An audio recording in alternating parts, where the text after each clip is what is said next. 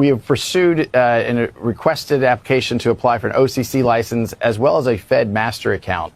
We think that the key here for crypto and the kind of decentralized finance, as many people call it, Ripple has been building bridges between traditional finance and decentralized finance.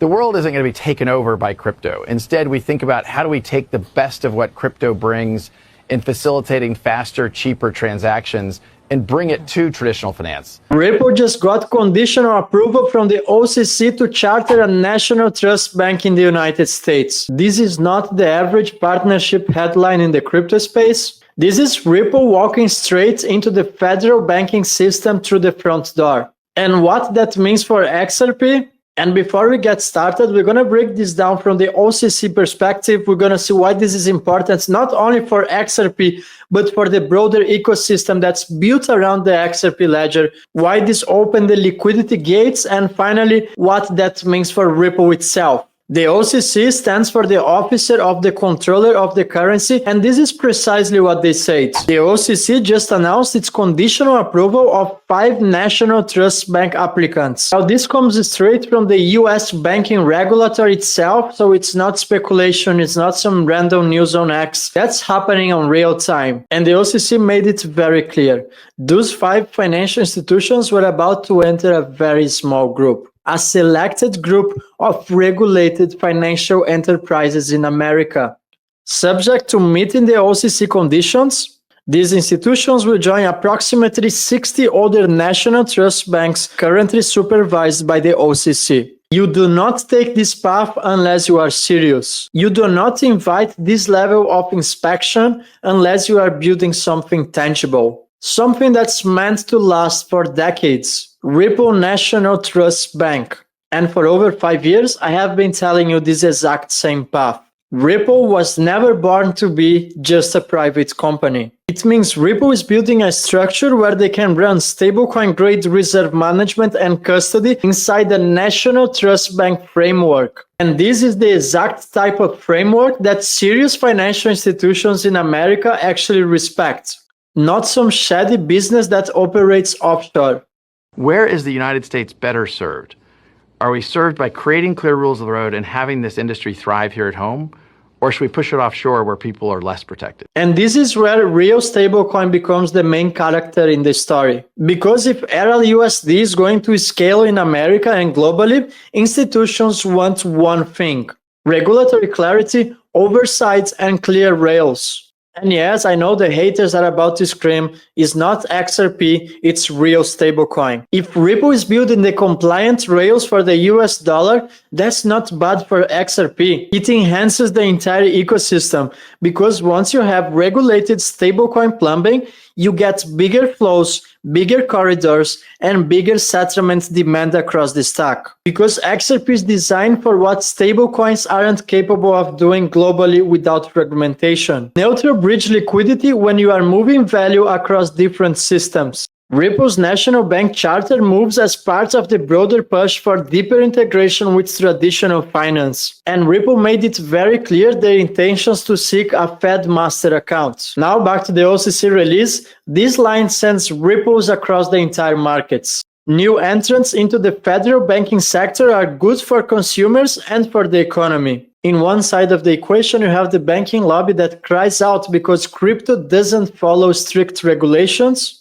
And in the other side of the spectrum, you have Ripple that says, cool, give us all possible regulatory frameworks, put us to the test, accuse XRP of being a security, don't worry, we're gonna get through this thing. And this is exactly what's happening in real time. Ripple was put to the test, and here is where everything changes. Once you have that kind of oversight, you don't beg for a place in the table anymore.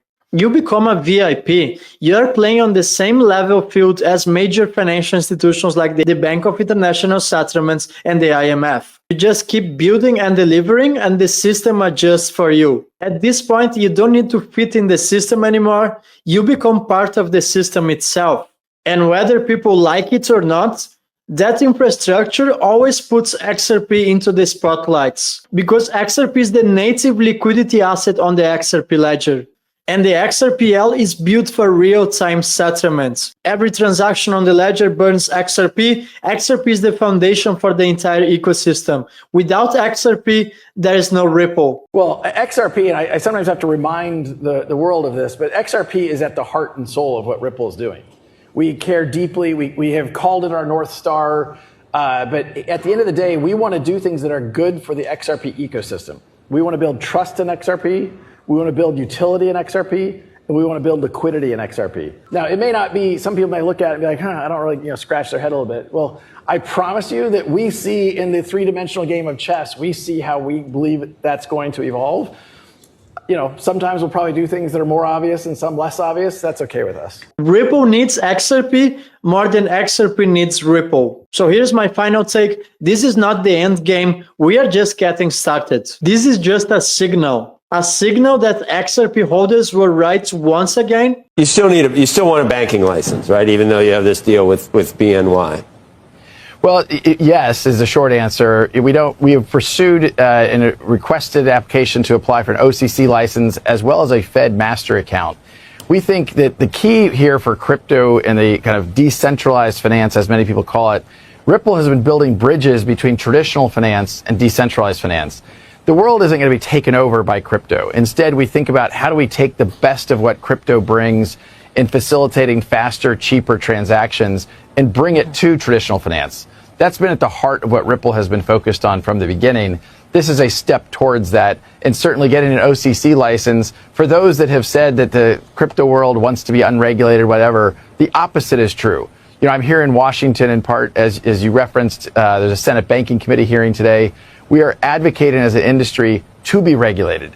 And those that, like Ripple, who have stepped forward and said we want to get an OCC license, in addition to the licenses we have with the New York Department of Financial Services, it only continues to augment that very robust, very compliance first. People once called us dreamers. Once people used it to laugh at us and make fun of XRP holders that use it to say Ripple is about to become a bank. Ripple is working side by side with the Federal Reserve. Ripple is moving from a crypto company that works together with banks to a regulated financial institution building the rails where banks will eventually plug in their liquidity. And for 5 years, XRP holders told the entire world that Ripple would end up becoming a bank. Guess what? Now that's a reality. People use it to make fun of XRP holders. And right now, we own the rails. We own a piece of infrastructure where the entire financial system is set to run. And if you enjoyed this video, let me know in the comments if you are bullish about Ripple becoming a regulated bank in the United States. And if you want to trade crypto without KYC, I'm going to drop a link in the description of this video. You can buy XRP, send your XRP to a cold wallet, and your identity remains anonymous. Thank you, everyone. I'm going to see you in the next video.